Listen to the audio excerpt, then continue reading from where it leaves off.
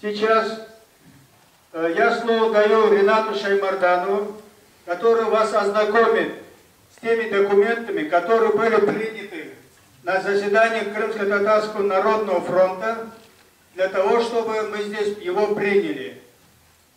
Будем принимать методом голосования. Прошу внимательно прослушать все документы. Если будут какие-то замечания, можем сказать, сделать предложение, и эти документы мы должны обязательно принять.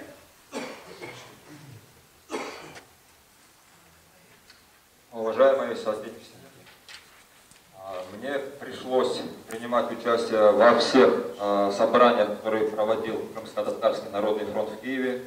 И, вернувшись из этой поездки, мы сделали однозначный вывод. Вся информация, которая поступает из Крыма в Киев президенту, она блокируется на уровне Крыма.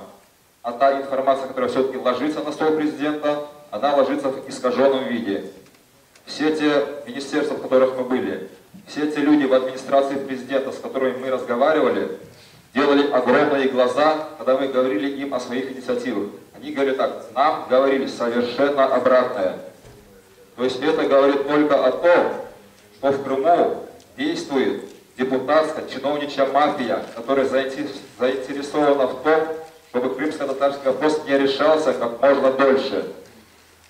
Единственный путь, которым мы действительно сможем достучаться до президента, до верховной власти Украины, это такие мероприятия, такие акции, которые уже невозможно будет исказить никакому чиновнику, никакому так называемому политэксперту, никакому там политическому консультанту.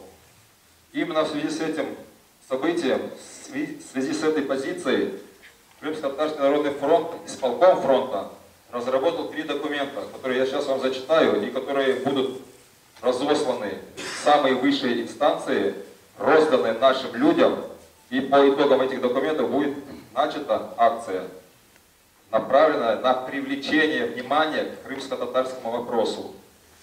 До сих пор в Крыму делается все, чтобы наверху высшая власть Украины думала, что крымско-татарский вопрос это 10-й, 12-й, 17-й вопрос по степени значимости в Украине. И до тех пор, пока мы не сделаем наш вопрос главным вопросом Украины, он решаться не начнет.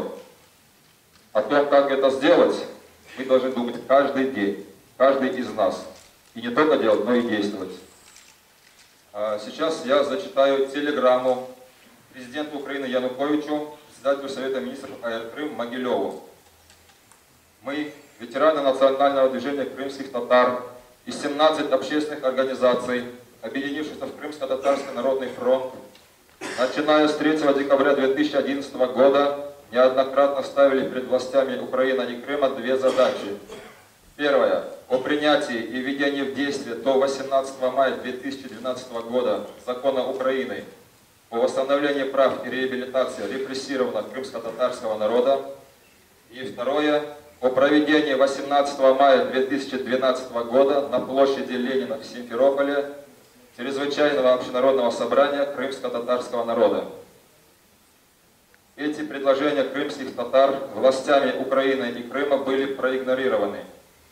Мы неоднократно предупреждали о готовящихся 18 мая провокациях и предлагали перечень мер для безопасного проведения массовых мероприятий в этот день. К сожалению, власти Украины и Крыма уклонились от обсуждения вопросов соблюдения общественной безопасности во время проведения траурных мероприятий 18 мая 2012 года. В этой связи мы заявляем, вся ответственность за любые события, которые могут привести к конфликтам и массовым беспорядкам в Симферополе 18 мая 2012 года, ложится на высших руководителей Украины и Крыма, демонстративно игнорирующих права, мнения и настоятельные требования крымских татар, граждан Украины. Ветераны национального движения крымских татар, Крымско-Татарский народный фронт. Вот такую телеграмму предлагается принять и отправить президенту и председателю Совета министров Крыма. Поэтому я прошу, если кто за то, чтобы мы такую телеграмму отправили, прошу проголосовать. Кто за? Единогласно. Воздержавшиеся? Нету. Спасибо.